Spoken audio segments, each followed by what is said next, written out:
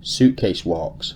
So it's a great loaded carry variation, probably one of my favourites, particularly for developing spinal stiffness, core stabilisation and strengthening the obliques.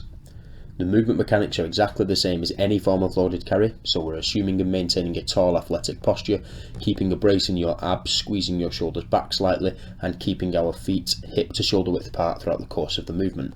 With every step that we take, we keep our feet pointing straight ahead and we keep them hip width apart and resist the urge for them to cross over. Particularly on this exercise, because the weight is only on one side, you will feel that one foot will try and drag across the other one, so make sure that we're keeping your feet hip width apart.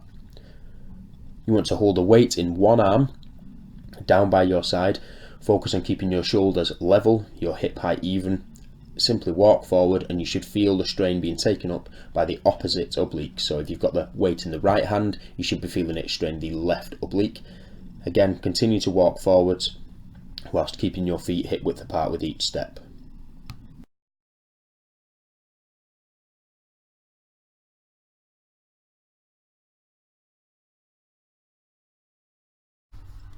Okay, so the plank exercise.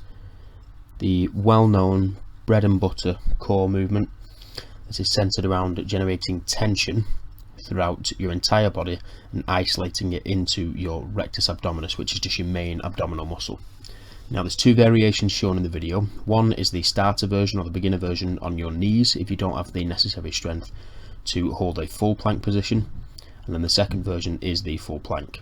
So start with the beginner version on your knees with your elbows underneath your shoulder joint. You want to support your body or your entire body weight through the 3 points that are in contact with the floor, so your elbows, knees and feet. Assuming the plank position essentially means trying to level your hips in line with your shoulders. Gravity will be acting down on your lower back and hip joint, so it's important to pull your stomach under and try and create an arch against gravity.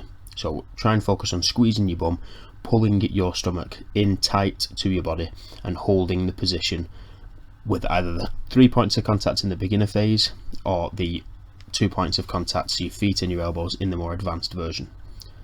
The key here is to focus on generating active tension, so rather than just holding the position, you want to be actively contracting your abs, tightening your stomach up, squeezing your bum, digging your elbows into the floor to maintain tension.